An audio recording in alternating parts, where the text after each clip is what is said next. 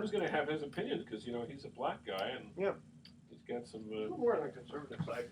Yeah, but I think he's pretty... You'd be surprised at how he feels about things. No, yeah. I think one of the problems is a lot of African Americans that are conservative are the kind of people that, you know, had to overcome a lot, but they sort of figured that everybody else should be the same way, and not all of us can be the same way. That's a good point. Yeah. That's I mean, how many people can be successful in any? I mean, you know, I think right away of Clarence Thomas, you know, Supreme Court judge, who, but I mean, he came from as close to nothing as one can be, and so he's probably going, hey, if I can do it, why can't everyone else? Well, you know, he probably had support from his family, so he probably came from a decent family. I mean, the fact of the matter is that there's a lot of dysfunction in the inner city, and I mean, we can get into this. Fathers not being that's a big thing. Harry Edwards points this out that, you know, ironically, because of civil rights, that's allowed people to get out of the ghetto, but it's left a vacuum. The only ones there, not all of the only ones there, but a lot of them there, are the ones that didn't have the wherewithal to get out because they, you know, education, bad family. So who were the role models? Back in the 50s, the role models in the inner city were, you know, the local business people who were taking care of things in the inner city because they couldn't get an opportunity elsewhere. Yeah. Once they got out, they left a vacuum. So the gangsters and you know, they become sort of everybody wants to belong. Yeah. Very interesting. Okay. But Vernon. Should I call him? Where does he want me to call him? Just his normal number. His cell? Yeah. Yes. You got a cell number? I'll get it for you if you don't have it. Hang on a second. I'll get it for you. Yeah. Okay. Here we go. It is. 730-6137. Yeah. Okay. You got it faster than I did.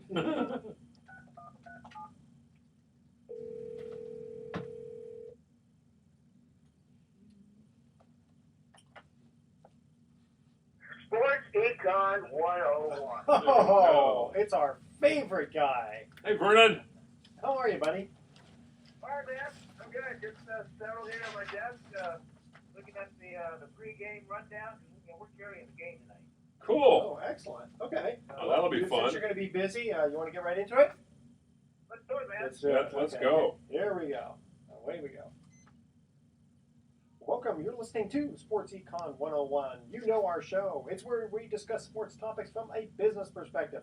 I'm your host, Edward Brown, along with my co-host, Bruce McGowan, longtime sports radio personality. And today's show is going to be really special because who are we welcoming back? Well, we're welcoming back Vern Glenn, sportscaster, television sportscaster in San Francisco, and we're going to talk exclusively about the Colin Kaepernick situation, which has been creating kind of a firestorm around the country, but especially here in the Bay Area. But I think anybody who doesn't know about what's going on has either had their head in the sand or they're just not paying attention. They've always accused me of living in a cave, but I know about this one. Yeah. Okay. At each commercial break, we're going to ask a sports trivia question where we're giving away vacations to the first email with the correct answer. Those vacations are not sponsored by the radio station, but by Lighthouse Resort and Marina. And the vacations are free. Their only request is a $100 cleaning fee to cover the housekeeping expenses. Check them out at lighthouseresortandmarina.com. They get a lot of people from around the country visiting them, you know, RVs and NASCAR. It's a nice way of kind of not getting into the camping, but sort of a luxury camping, I guess you could say. Yeah, because they also have cabins. Yeah. That's there you nice. go. Yeah. And also, we have paintball. No, you know, I've never tried that before. It's fun. It's the closest thing to war without war. But you're not going to hurt anybody. You can get hurt. Really? Oh, yeah. Unless you wear like really thick padding. Okay. Oh, yeah, I came away with a lot of welts one time. Oh. But it was very hot and sticky. Okay. I had about 1/gazillionth of a percent of what the guys in Vietnam went through. I really felt like I was in, I hope so. Ho Chi Minh or wherever. I know a couple of those guys, and they did not have a good time over there. No. I can't imagine. No. All right, this segment of Sports Econ 101 is sponsored by Pacific Private Money, providing mortgage investments that are currently yielding over 8% secured by Bay Area real estate. That would be the San Francisco Bay Area. And it doesn't get any more conservative than that. You got to check them out at PacificPrivateMoney.com. Today's trivia theme is going to be baseball. We like doing that. And also, we want to talk a little bit about Tim Tebow, too. We'll talk to Vern about him as well as the Colin Kaepernick situation. Gotcha. So don't go anywhere. When we come back, we're going to have our friend Vern Glenn on. Sports Econ 101. Don't touch that dial. We'll be right back. All right. So let me save this file. How you doing today, Vern? hell of an opening. Oh, you like that? I'm doing okay, man. I'm all right. Just ready to fill time. No, we'll have some fun. Yeah. You sound good. Very Newberry will be here just a little bit. Oh, yeah. I saw you. Yeah, it's a kind of a truncated 6 o'clock show. We go 6:45, and then 6:45 to 7. Me, Jeremy, and Dennis is in San Diego. We'll kind of dress this baby up, and at 6:59 we will air the national anthem. Dennis is doing sidelines during the preseason, right? Yeah. And then Ted is doing television, and then I can't believe that KNBR has Kate Scott doing the play-by-play. No, it was just that was just the one game. Oh, I thought she was doing a couple of them. No. It was just the one game because Ted Robinson was doing the Olympics. Oh, that's right. And Bob Fitzgerald had to do the TV play-by-play. I wonder how Bob is doing. Bob's wife is playing in the radio booth, and Kate got the call for that particular game. Bob's wife, I don't know if you know this, she's had pancreatic cancer for a while, and I don't know if she's still alive. I don't know if she's still alive, but she's been hanging in there. That's a tough thing. That usually kills you. Yeah, it kills you in a couple of. Well, his kids are out of the house. I'm pretty sure they're on their way to being out of the house. I think one's in college, one's just about out of college. So, yeah, it's tough. All right, you guys ready? Yes. All right, here we go. Welcome back to Sports Econ 101. Again, I'm Edward Brown, your host, along with Bruce McGowan. Bruce, who's on our phone? Yeah, we got Vern Glenn on the phone from KPIX Television 5 in San Francisco. And of course, we've all been paying attention, Vernon, to the Colin Kaepernick situation. And for those that don't know, Colin, of course, speaking out about, the shooting deaths of African Americans by the police and how that prompted him to sit down during the national anthem the other night during a preseason game. Nobody probably would have noticed it had he not brought it up. And you were there when he spoke for about 15 minutes with reporters. And Colin is not hasn't been the most forthright or talkative guy with the media during his playing days. But boy, he really got into great detail and depth. And tell us, Vernon, your impression of this young man, because he's 28 years old. He's kind of at the crossroads of his career. And obviously he feels very passionate about this issue. Well, I've never seen him so passionate about a subject ever. He's been in the 49 uniform, and I have so many thoughts about this whole thing. So stop me if I continue to go on a That's okay. Ralph Barbieri. No. We should mention this too, that Vernon is African American. I mention that only because I've said this before, maybe on this show. I've said it to friends. If you are one race or another, you can't imagine what it's like to put yourselves in the shoes of somebody who is of a different race, because it's a different American experience. Or even religion. That's true. You're born, unless you convert, but even then, it's not the same. Very, very, very good point. I mean, no one not of color can tell people of color how they're supposed to feel, and that's first and foremost. But back to Kaepernick, I'm totally on board for what he is trying to say. As one who was grown up, been spat on, been called the N-word, have seen the violence in the street, have seen people of color being dropped by law enforcement. I understand his frustration. I understand the fact that he has had and has seen enough. What he should have done, because I was 21, I was in my 20s, I thought I was bulletproof, and I thought I had all the answers. But what he should have done, and if somebody's been advising him, he really gets bad information or bad advice. What he should have done, if he was this impassioned about it, he should have sounded off at his locker long before the first preseason game. Yeah. If you want to peel back the onion and shed a spotlight on something as sensitive as this, that's the way to do it. I totally agree. He sat out the first game, he sat out the second game, nobody saw it, nobody cared. He sat down during the national anthem for the third game, and it was Steve Weich from NFL Network who noticed it and approached him and asked about it right after the game. Only then did Kaepernick start sounding off about why he did it. My problem from a media standpoint is I have only seen the soundbite aired over and over and over again about his intention to continue to sit during the national anthem. I haven't seen one soundbite as to why he did it. I didn't see the soundbite talking about how he's in support of the military and how he has friends and family who are part of the military, how he has friends and family part of law enforcement.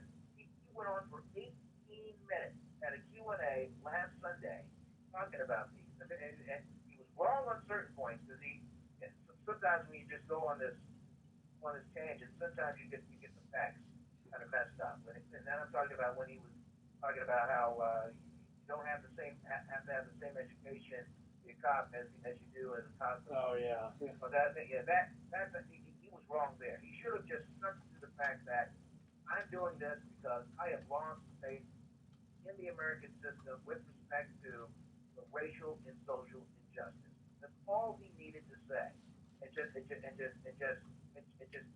at that. Had he done that, he might have had a puncher's chance at getting through this. But he didn't, and he chose to sit during the national anthem. You just don't sit during the national anthem. You don't do it. Mm. But history shows this has been going on beyond my father's father, and long before that. I mean, this injustice has been done for years. You go to my people, and you got to go back 6,000 years. And I'll be dead and gone, and it still won't be an even playing field. And I'm convinced of that. I got to ask you though, Vernon, relating to this, we know that the NFL is about 72% African American, the players. Have you had a chance to talk to any of the 49ers, or has anybody spoken out in support or been negative? I'm talking about the African American players and the Caucasian players. Yeah, we went to Navarro Bowman, we went to Bruce Miller, we went to Torrey Smith, we went to all of those guys. Boom, boom, boom, right down the line. They had a team meeting that morning. Kaepernick addressed the team because there were some players that didn't really get where it was coming from, but once he explained it, then they got it. Okay. They're in support of Kaepernick and what he did. Would they themselves had chosen to sit during the national anthem? Most of them said no, that they would not. Okay, I got to go back to what. But in subsequent days, when I get this in subsequent days, Kaepernick has drawn support from people in the military and from other players in the NFL in support of what he did. Mm. Okay, well, I got to ask one quick question to Bruce. Okay, so in the same sentence, you said African American and you said Caucasian. Mm. How come you don't say European American? I don't know. I guess you could say black, you could say white, you could say African. No, the simple way to do it is people of color and people not. There you go. Well, that's okay. Yeah. That's simple. But I mean, if you want to get real technical about it, everybody has got a different color. That's true. I think it's because for years, white people, and still today, we are, and I say we because I am a Caucasian person, are still in the majority. And again, I don't want to get off on a social tangent about this, but hold on though, because when I was growing up, there were only 2 of us Jewish kids, and I'm saying, it's kind of funny, except that it's not when you really get anti-Semitic, and literally we were somewhat ostracized, but we were excluded. Mm-hmm. There were a lot of things that they just didn't invite the Jewish kids. Yeah, I never understood any of that stuff. I never understood it. But I will raise this question: in corporate America, for the most part, what color are those that run the system? White. Yeah. And Jewish. Exactly. Yeah. This can't be the system, and this is why, and this is why I think it may be the short run, it may be the long run, why the 49ers just cannot beat them. Yeah, we're in. And in the history of corporate America, what happens? I don't care how valuable the employee is. What happens when you have a problem with it? Bingo. There you see. To me, that's the biggest thing. That's the biggest thing. And there's all kinds of legal ways to do it. But in football terms, the simplest way to cut him is to do this. Chip Kelly laid the groundwork the other day. He said, Blaine Gabbert has had 43 snaps. He said, Colin Kaepernick has had 13 snaps. And he has not seen enough to properly evaluate Kaepernick. So what happens in Game 4 against San Diego? He gets us 30-plus snaps. So the Niners could come out and go away. Well, he had just as many snaps as playing Gabbert. Hey, for football reasons, and we're just going to have to let him go because it was ineffective. You think the Niners really want? Now, let's say, Okay. let's make an argument. He lights it up. Mm-hmm. And well, the answer to that would be, well, yeah, he lit it up, but it was against the twos and the threes, the guys that aren't going to make the target. Sure. Gotcha. Do you think that that? light it up? It's like, well, he couldn't move the offense. Okay, guys, you know what? Okay, We're going to cut to a break. We come back. We got a lot more to He talk got a about break, this. but he can't win. Yeah, you're right. Yeah. It's a lose-lose Yeah, situation. we're going to talk more Yeah. about this and also the business Sure. aspect of this. Yeah, Okay, yeah. here's our first baseball trivia question. Who was the first player to win a Rookie of the Year award and then later take a team as a manager to a World Series title? That's our Wow. question. Ooh. The first email with the correct answer wins a free 3-day, 2-night stay at the Lighthouse Resort. Email edward@sportsecon101.com the answer to that question. All right? Who was So the guy was Rookie of the He was Year, the Rookie of the Year, and and then then you led a team to the World Series. correct.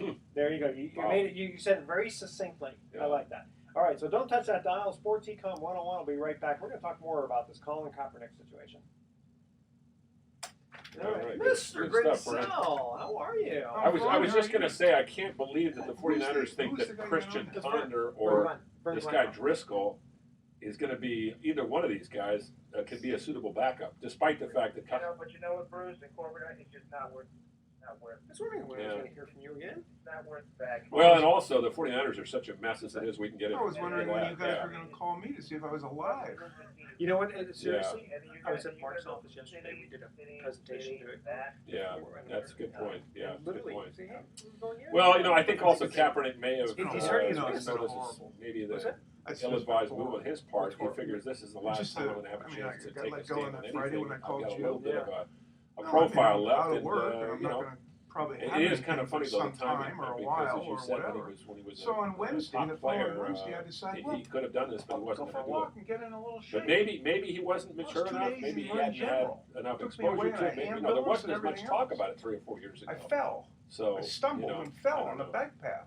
Don't know what to think of that. Stumbled and fell. The thing is, this has been going on for, as you mentioned, Brent, this has been going on The forever. wrist. It's you only know. because there's been all of this, they came and got me in an ambulance. body I couldn't get cameras up. and the internet. I was in a that state of it's shock, getting a I lot more guess. play. I went like You know? this. Yeah, that's true. I look like, Yeah. I look like Superman. In this going through the- world where everything is Holy photographed, I mean, our Yeah. little show right here is on a podcast. Anybody can Yeah. go online and I had to watch call it. my wife to go get anytime, my ex-wife you know? to go get the So- car.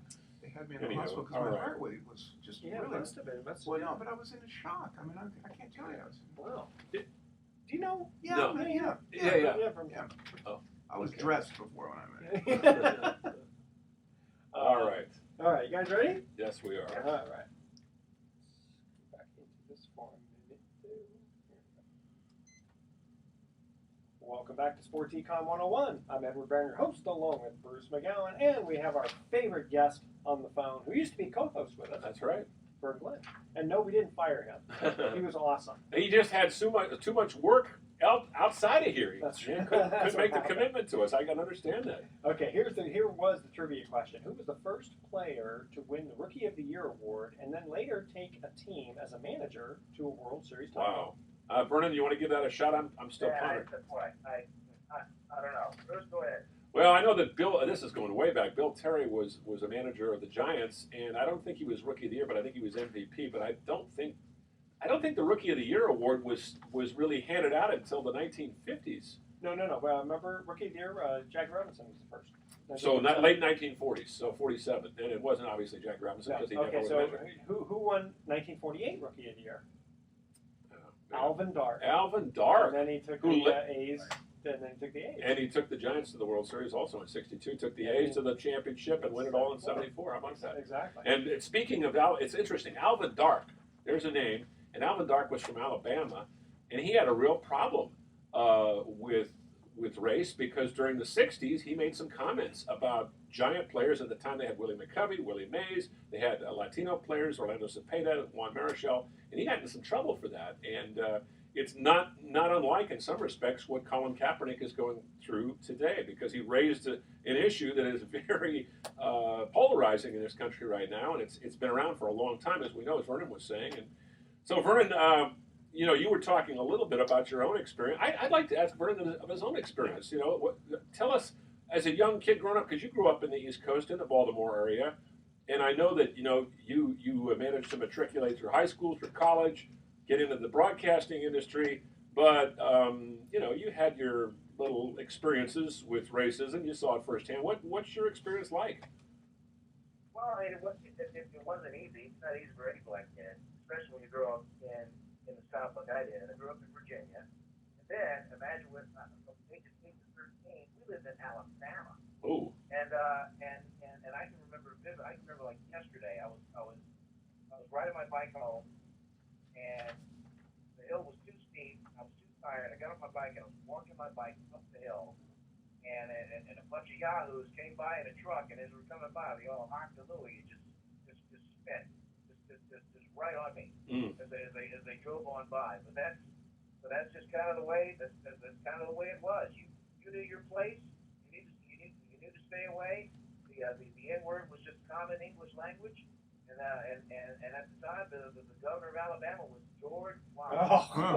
Oh yeah, George Wallace, who, by the way, we should mention, in 1968 garnered about 20 to 25% of the vote for president of the United States. And someone shot him. Yep. Yeah. Put him in a wheelchair. And that was before he was shot. Yeah, that was well before he was shot. About 4 years before he was shot. Well, this whole thing, is interesting. Go ahead. I'm sorry. Continue. Well, you could just go on and on about the injustice in this country. I mean, when little Betsy Ross was sitting in her chair stitching the American flag, do you think she had black people in mind? No. Yeah. Francis Scott Key wrote the national anthem. Do you think he had black people in mind? No. And it's the world we live in. Yeah. Don't forget, there were a lot of clubs that didn't allow Jewish people until the 70s. I can't let that go. Well, it's interesting you bring up Francis Scott Key, not to get off on an obscure tangent about that. That's memorializes a battle that nobody remembers in a war that nobody cares about. And it's interesting. There are some references in the other verses. By the way, it's 1812. The War of 1812, which I don't think most Americans even know. Who we were fighting. Yeah, well, we were fighting the British, who were who actually invaded Washington and burned the White House. But be that as it may, I think it was the third stanza of the national anthem, Francis Scott Key referred to slaves in a very disparaging manner in the words, in the verse. Wait, hold on. Yeah, and it never gets talked about. Yeah, it never gets talked about. What's the? Well, I don't have it right here in front of me. Start singing it. Well, I don't know. I don't know the other stanzas, and I don't think too many Americans do. I thought what Harry Edwards said, Dr. Harry Edwards, who has been behind a lot of the social change among African American athletes, and he's a longtime sociology professor at the University of California in Berkeley. He was the guy that a former track star himself, came out of rural St. Louis in the 1940s and 50s, which was really, South. Yeah, really the South. And he inspired the black-fisted protest by Tommy Smith and John Carlos at the 1968 Summer Games, where they stood on the stand and bowed their heads and thrust their fists upward after getting the medals, during the medal ceremony. And Harry is quoted here. He says, "We must all consider that black parents are having the conversation with their sons and daughters about what to do when stopped by a cop. The sons and daughters at the same time of cops are having the conversations with their parent every day when they walk out of the house wearing that badge." So, and he also pointed out, while we are all voicing our opinions on police killings, we must be no less vocal on the madness of killing police. So he agrees with what Kaepernick is saying in his heart. He says, "I support Cap stating his opinions, but the method he has chosen towards those ends and his willingness to face the consequences for doing so, I now have to say all my life I've abhorred silence." This is Harry Edwards speaking, "in the face of injustice." But he also says that Kaepernick is breaking his own silence, standing up and declaring silence on racial injustice. No, not so long as I have this platform and anything to say about it. Well, to me, I look at it and I go, more people are going to watch the national anthem now than the game, just to see if he's going to stand, sit, or what the reaction's going to be. Yeah. And as Vern was saying before we went to break, this is I know it's football, it's sports, but it's a business. That's his job, all right?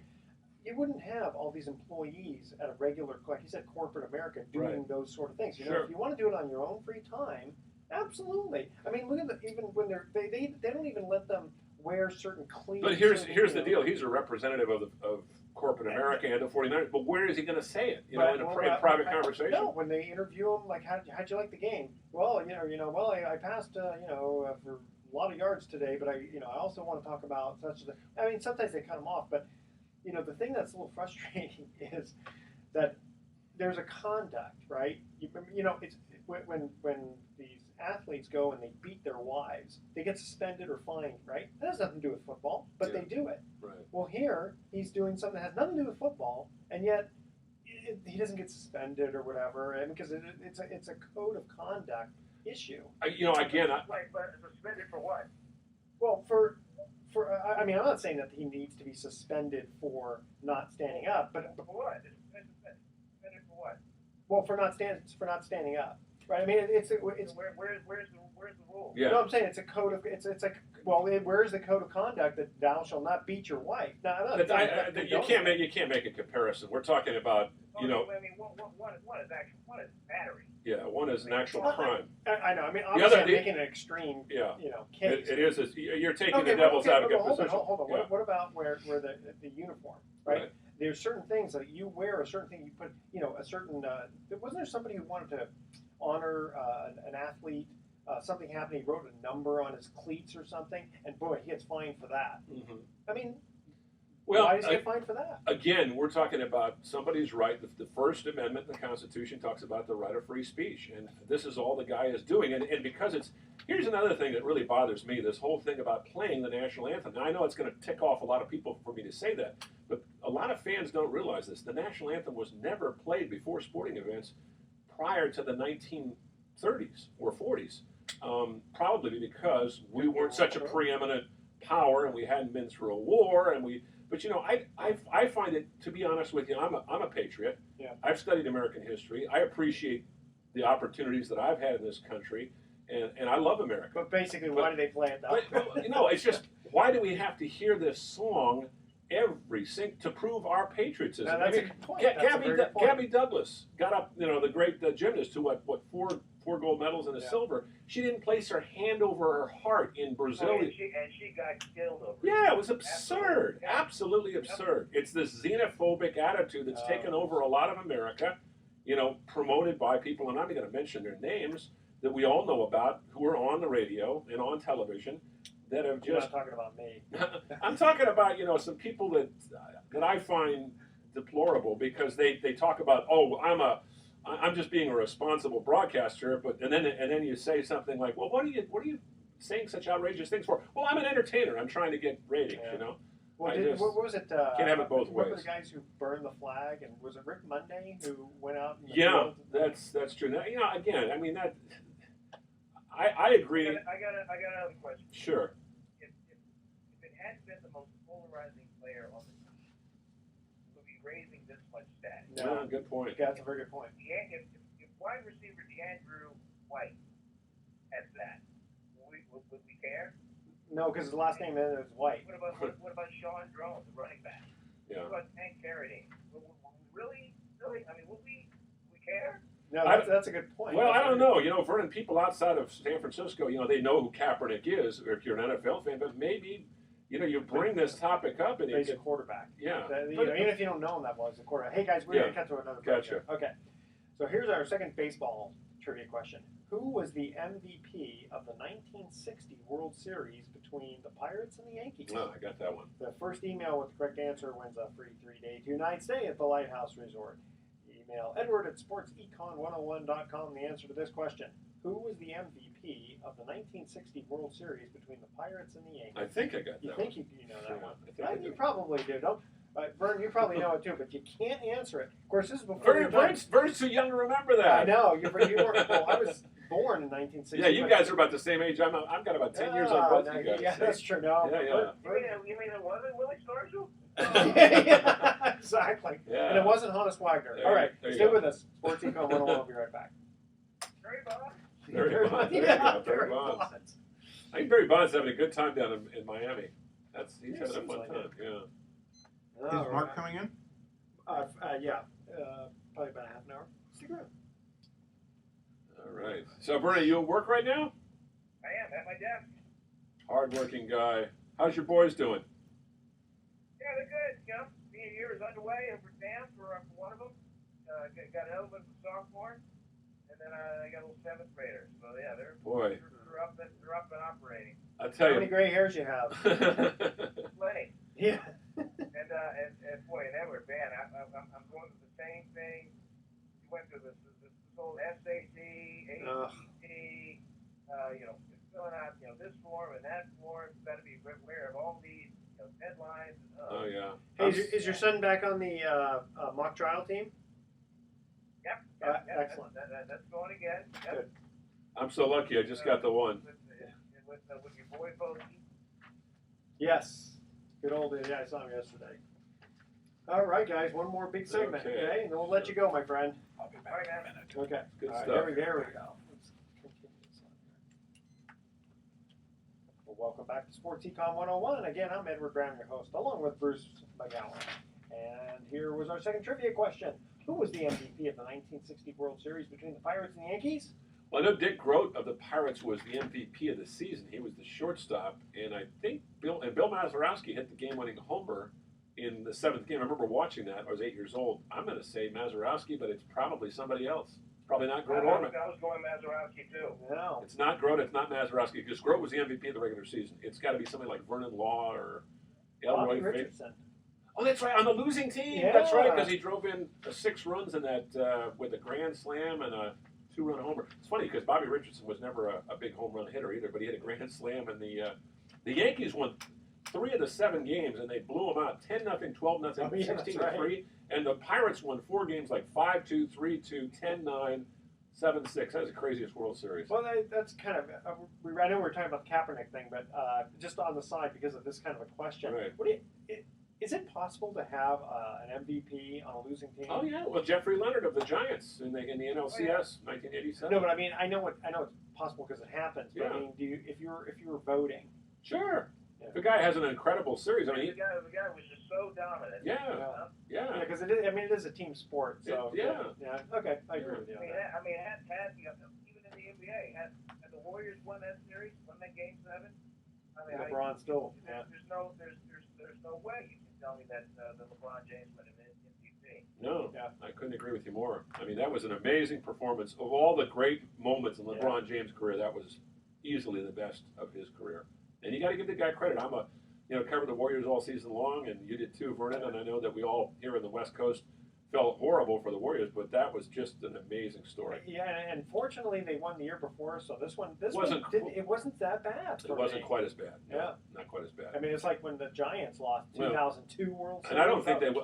I don't think they would have gone out and traded for Kevin Durant if they had won.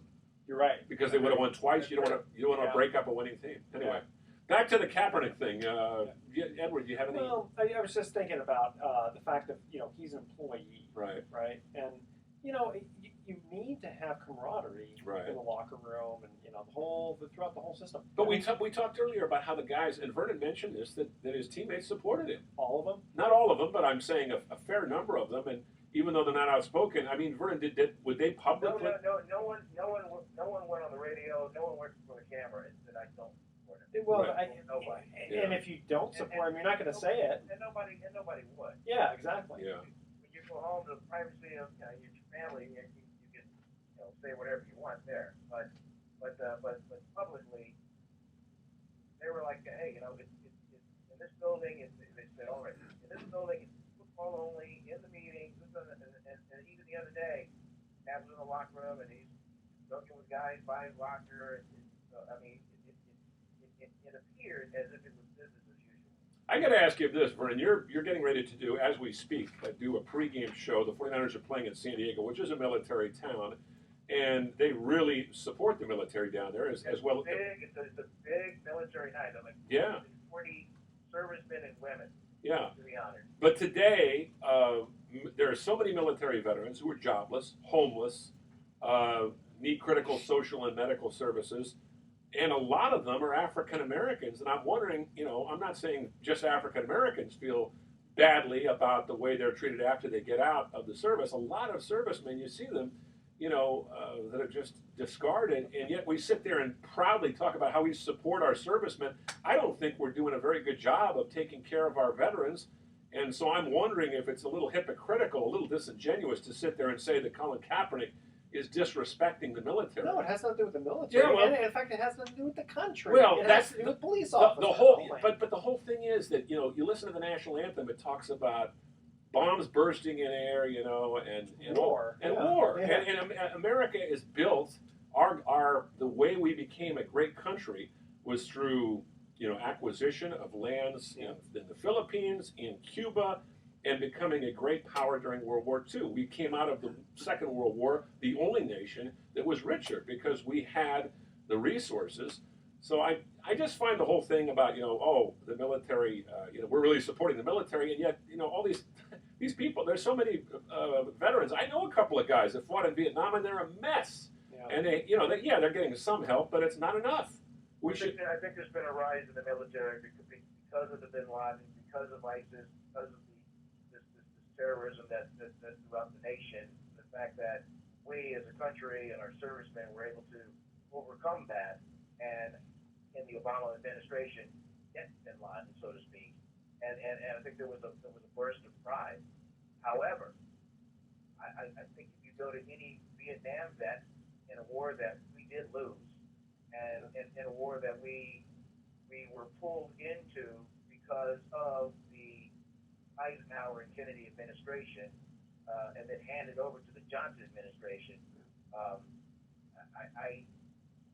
there was no pride coming out of that, and then these servicemen came back and were treated harshly with no job, with disdain, and even today I run into vets who fought in Vietnam who are still suffering physically and mentally from that. Yeah, that's what really saddens me because the soldier himself doesn't choose which war, right? He's only so old. World War II, they came back, ticker tape parades and heroes. These guys come back from Vietnam and they're spit on, and it's like, well, listen, they were just told you're in the military, this is what you do. Yeah, and most of them, I hate to say this, a lot of guys went over to Vietnam. They didn't even know where Vietnam was and why we were there. They were just told, hey, there's an opportunity to serve your country. A lot of them are from poor or middle class backgrounds where their dads have done it.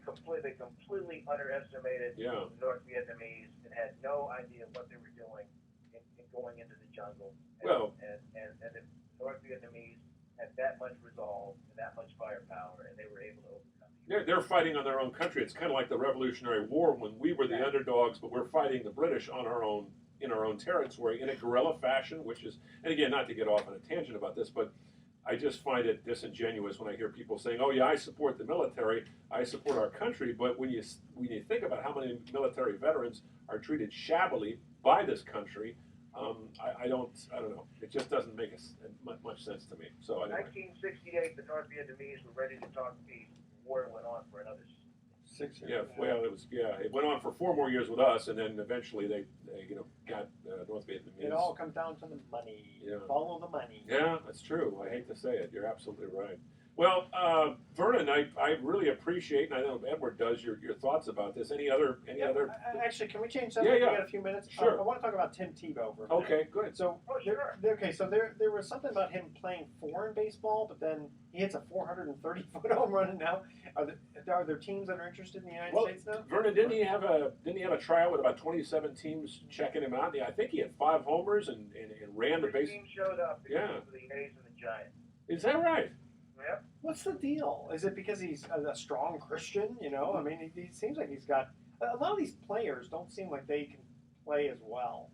I think my guess is you remember when Michael Jordan took a couple of years off of NBA, and he actually played Double-A ball, and I think he hit about 220. People don't realize how difficult it is to hit a baseball. You can't just come off of he's 28 years old. He hasn't played. But Tim Tebow was an amazing, unbelievable no question. baseball player. Yeah, but what I'm saying is he hasn't played the game competitively for, 12 years. So to be able to, and he's playing, and that's high school ball. We're talking about the minor leagues and the major leagues, which is that's a far cry different. situation. I don't think it has anything to do with his Well, it's not like you got out of the car yesterday and said, hey, you know. No, exactly. Yeah, and it's not like he's just. He's been working for a good 3 months at this. Yeah. Yeah, it's not like he's just a talented athlete and then said, "Okay, here, let's just take a baseball." I think he should be playing in the NFL. Now the thing is, he's kind of a weird sort of a hybrid player. You know, how many quarterbacks can do what he did? I mean, he pulled out 7 games in the final seconds. He doesn't have a great arm. He's kind of like a poor man's Steve Young.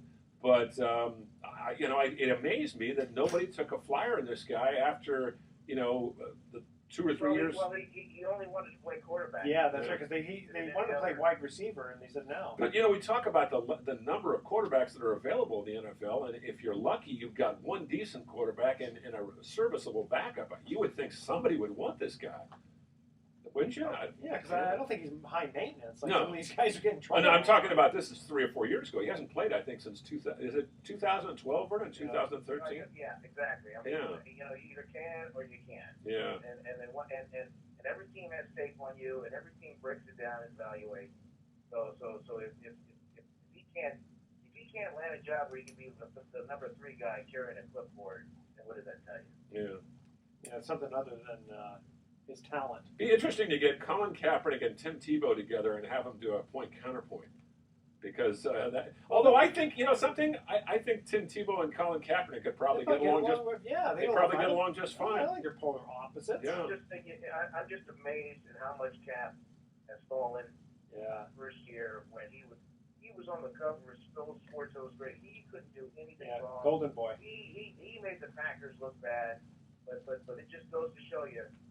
Burst on the scene and nobody has tape on you. They don't know how to evaluate you. They don't know how to scheme. Well, you got to remember too, Vernon. He had a terrific team around him. He had Jim Harbaugh as his coach. I mean, you look at but I'm when he was named the starter, nobody had any tape on him. Yeah, that's true. They didn't know what to make of him. Outside of garbage time, they played him in preseason, and then all of a sudden he turns it on. Then what happened the next year? Well, everybody caught up. Yeah, it's a cautionary tale. You don't want to have too much. Yeah, cautionary tale. You don't want to have too much success too early because then the expectations are that much higher. But I haven't seen a pro team in any sport take such a pratfall as the 49ers have. But then if you look at the number of guys that are gone, Patrick Willis, Vernon Davis, Frank Gore, Joe Staley, the list goes on, or Justin Smith, the list goes on and on and on. Michael Crabtree. I mean, these were all big name players that were, surrounding Colin Kaepernick, making him that much better. And you had Jim Harbaugh on the sidelines. I mean, Jim Harbaugh, for all of his faults, turned Stanford into a national power and turned the 49ers from a mediocre team into a team that almost won the Super Bowl. They were 5 yards away from winning it. So, people forget. Yeah. He had that team first and goal. No, we don't forget. I still remember. Couldn't punch it in. Couldn't punch it in. Yeah. Well, it couldn't happen to a nicer owner, right, Jed York? Or now you pick on the owners. No, I know. He's an easy target. But he's you're born with a silver spoon in your mouth, and people are going to take shots at you. I'm sorry. He has actually a nice guy to talk to. Oh, I know he is, and he's a bright. Get him away from the cameras. Yeah, no. He's a good guy. He's just he's an easy target because of what's happened to the team. People want to. He's a lightning rod for criticism because people want somebody to blame, and he's convenient. Him and the general manager Trent Baalke. It's too bad. Hey, Vernon, we got to cut to another break, and I know you got to go on the air here soon on TV. Gotta go prep, man. Gotta go prep. Hey, thanks again for joining us. Appreciate you talking to me the vine. It's got a swing on it. Vernon, it's always a pleasure, man. I'll catch up with you during the NFL season when we're out at the Oakland Coliseum and down at Levi's Stadium. I look forward to having some conversations with you. See you down the road. All right, got it, man. Vernon Glenn from KPIX Television here in the San Francisco. He's been working in the Bay Area for 25 years in television sport. Actually, 27 years now. Has that been that long? Yeah. He came here as a young pup in his late 20s. Now he's in his early 50s and working his you-know-what off. All right, here's our last trivia question. Baseball. It's another Pittsburgh Pirate one. Oh. In 1975, which Pittsburgh Pirate tied a baseball record by going 7 for 7? Oh, that one. You know that one. Yeah. In a 9-inning game. The first emailed correct answer was a free 3-day, 2-night stay at the Lighthouse Resort. Email Edward at sportsecon101.com the answer to that question. And don't touch that down. When we come back, we're going to have some closing comments on Sports Econ 101. Okay.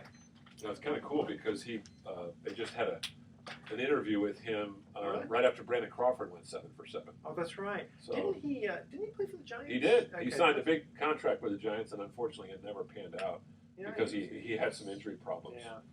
But he was a decent player. Not a great player, but a decent player. Exactly.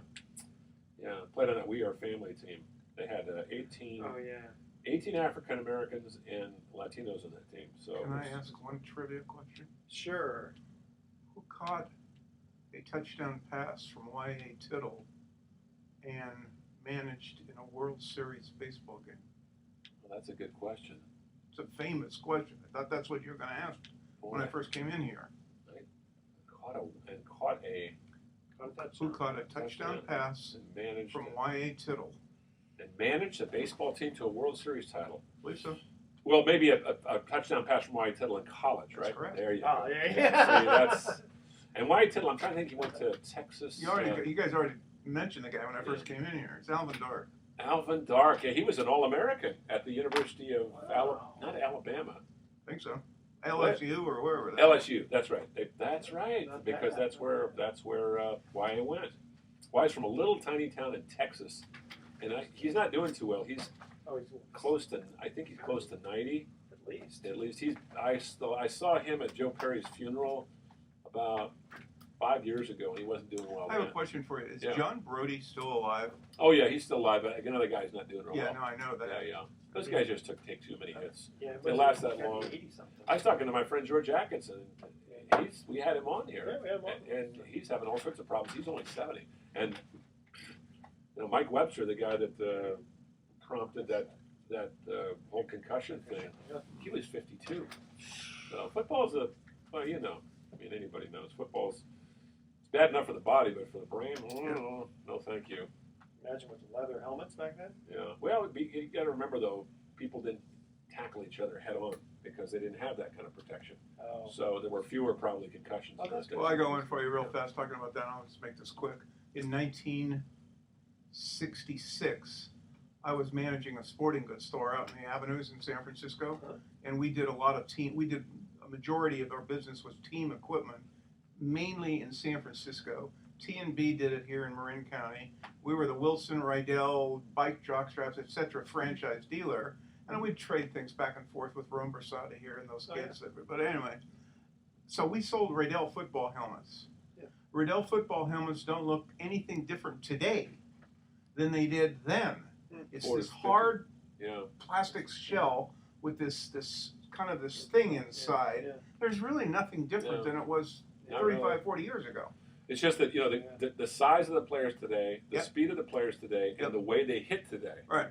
That's why there are more players having problems today. Right. And it all really pretty much picked up in the 70s. 60s to a lesser degree, and the 70s are really because Steroids. well, no, that was part of it, but also the game was much more glamorized. Monday Night Football came into being in 1970, and the two leagues merged in 1970, and so you went from the AFL and NFL fighting each other in the 60s to the Super League in the 70s with Monday Night Football. Yeah. And that captured the nation's imagination. So When you asked him questions, did anybody ask him if Kaepernick gets cut tomorrow or the next day or whatever, will there be a team that wants to pick him up?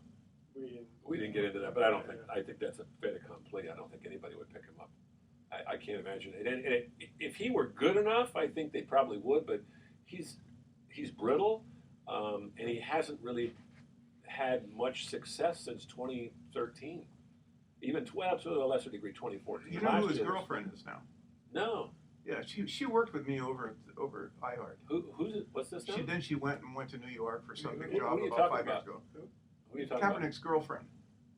But before she was Kaepernick's girlfriend, she was that guy Alden Smith's girlfriend. Remember there was that altercation? Oh, yeah. Oh, yeah.